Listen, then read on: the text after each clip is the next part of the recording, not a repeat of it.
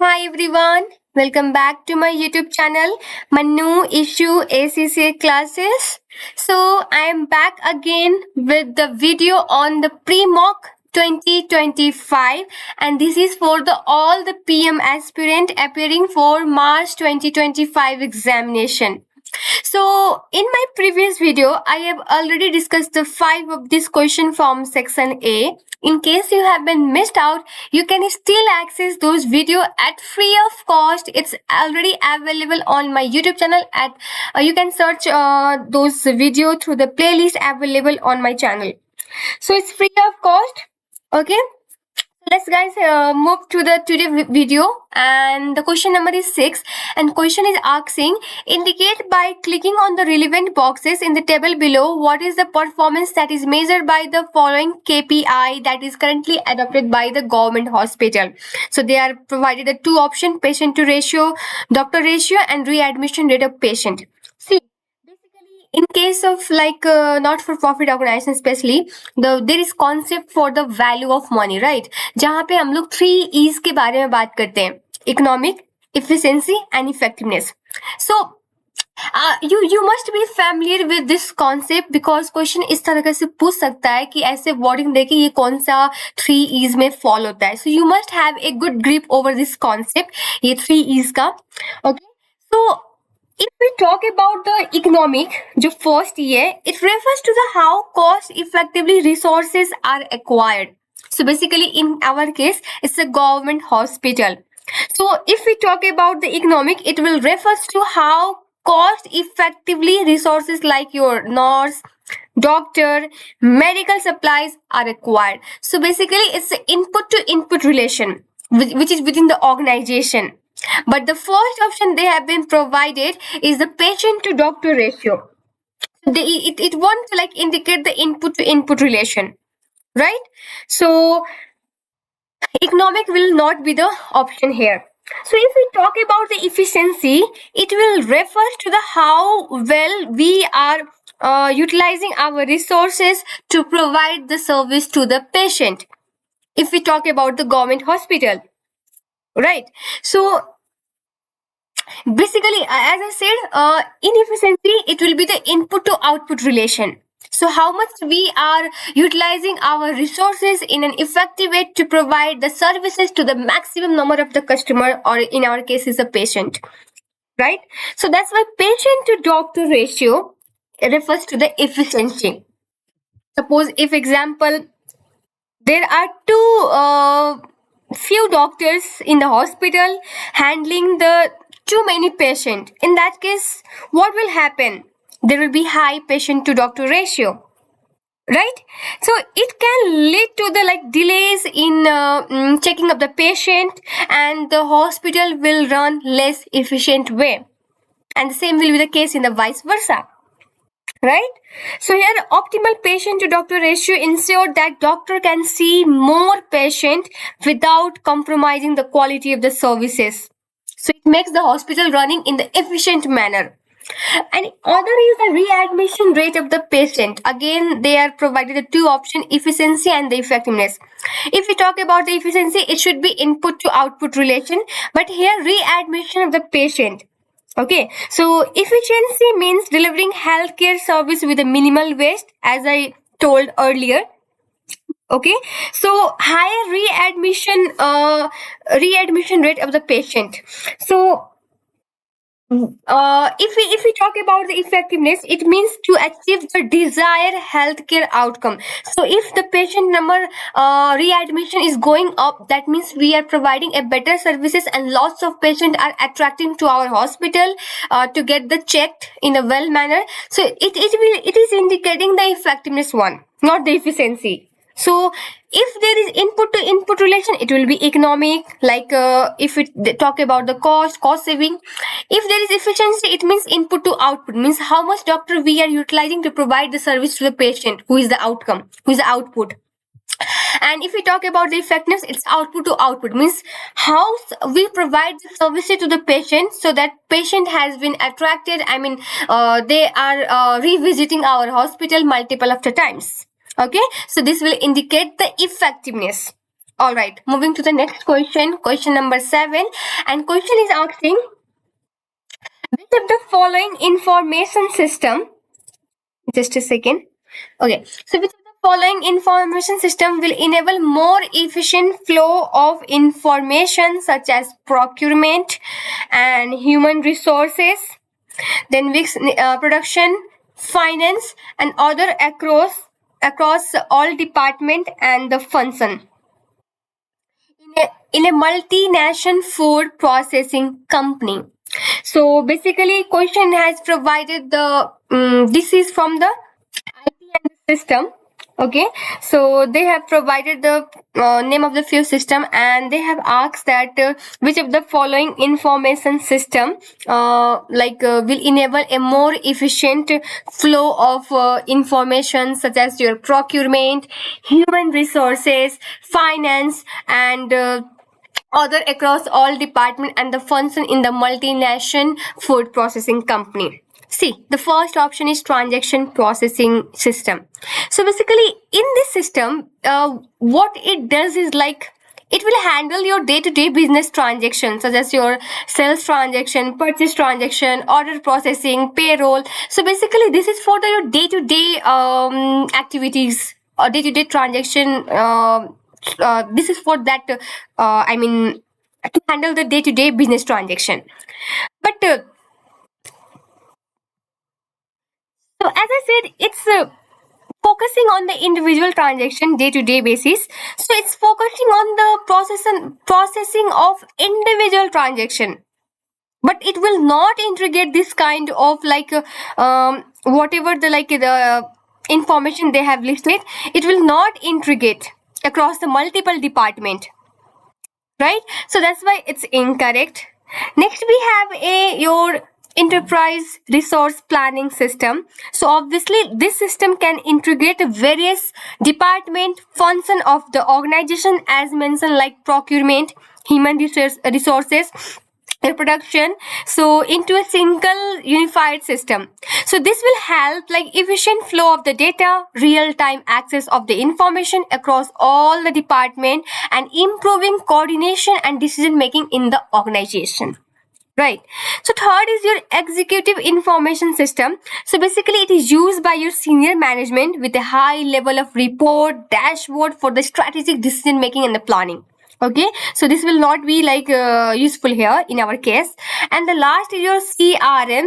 That means this system is used to manage our customer data and their activities their sales, marketing interactions, so to enhance our customer relationship.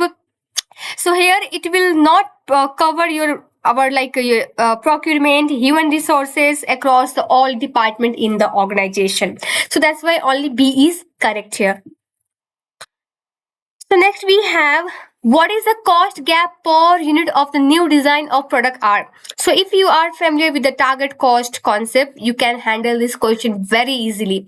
So Artico is redesigning one of its signature product R, to better meet the market expectation. The existing actual cost per unit before redesigning was 1700. With the redesigning, Artico is desired to have a profit margin 25% on target selling price of 2600. The estimated cost unit based on our new design is 2100. So in order to find the cost gap, so first what we do in the target costing, we identify what is the selling price for that particular product in our market. So in our case, you will find there are two selling price. One is before designing and one is after redesigning. So which one we should take? Obviously we should take after the redesigning. So selling price is 2600 as I have noted down, and we will deduct the margin from the selling price, and which is in our case is 25%. So guys, be careful whether the question has provided the margin or the markup. In our case, they have provided the margin, so it means 25% of the sales value. But if in case they have provided the markup, in that means 25% of the cost, not the selling price. Okay, so here the margin will be 650 and we will deduct it from, we will get the target cost, and that should be your 1950. But what is our estimated cost? Is 2100, which is more. So that means gap is 150. Again, the question has not provided the format in which you should answer, so it's better to put 150. Alright, so this is for the question number 8. Moving to the next question number 9, we have what is the value of x closest to? So this is from the learning curve. Okay, so this one is from the learning curve, and okay, the PY company operate a labor-intensive computer manufacturing business with a learning effect showing among the worker. The management accountant has furnished part of the production information on a new Peter product that launched last month. So they have provided the cumulative output and the cumulative hours. So question is asking the value for three output. So if you remember, there are two ways to calculate the learning curve or the hour. As you know, one is the tabular and one is the algebraic, but the tabular approach will not work here. Why? Because the number should be like it's even. They will not find the value for the uneven number. So here we should use the algebraic approach. So let me open the Excel for this. This is the question, alright, and as I said, we can't use the tabular approach for here, so we will go to the algebraic approach. And what is the formula for the algebraic approach? It's y equal to a into x to the power b. Yeah, x to the power b. So y means your cumulative average time per unit to produce x unit, and a is the time required to produce the first unit of the output, and b is your index of the learning. So for which unit we are calculating the value? It's for the third unit, right? So for 3 units. So for y, the average time we don't know, so we need to calculate. And if we talk about the a, which is the time required to produce the first unit of the output, in our case it's 9. Okay, and if we talk about the x, which is the cumulative number of the units, so x will be your 3. So we are calculating the value for the 3 unit, and b is your learning index, which will be your log r divided by log 2.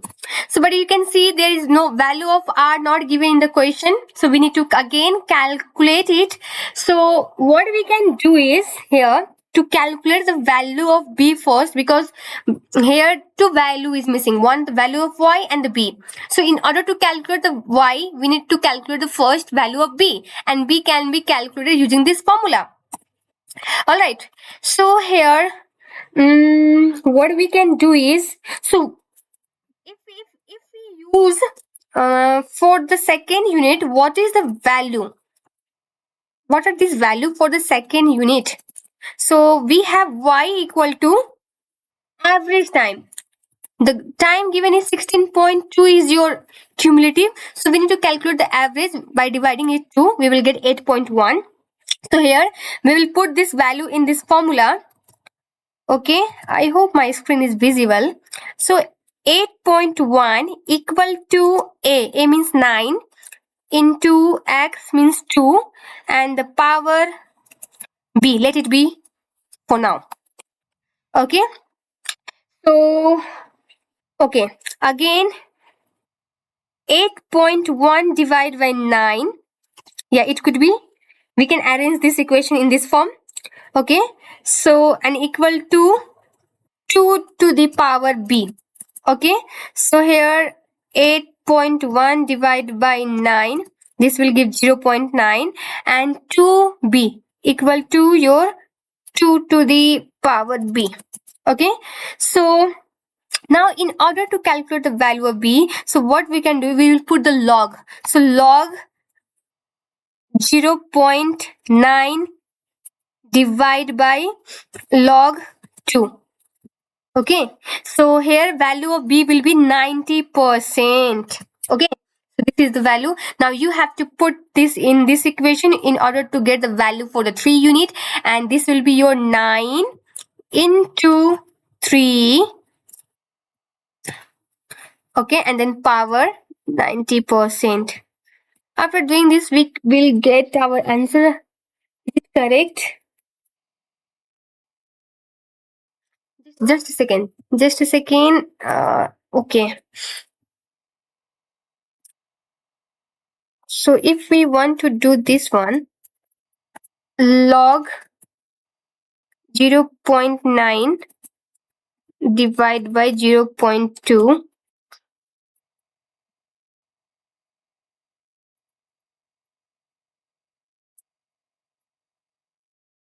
See, we can calculate the value of this like, just wait.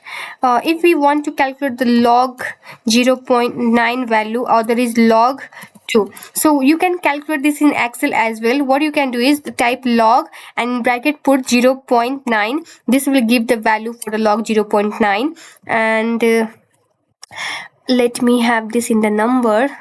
Okay. And other is your log 2.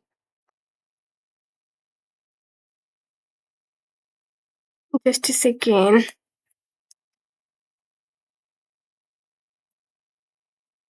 Okay, and by dividing these two, we will get the value of b. Okay, and again we will put it down here, so it will be 9 into 3 into the power this one.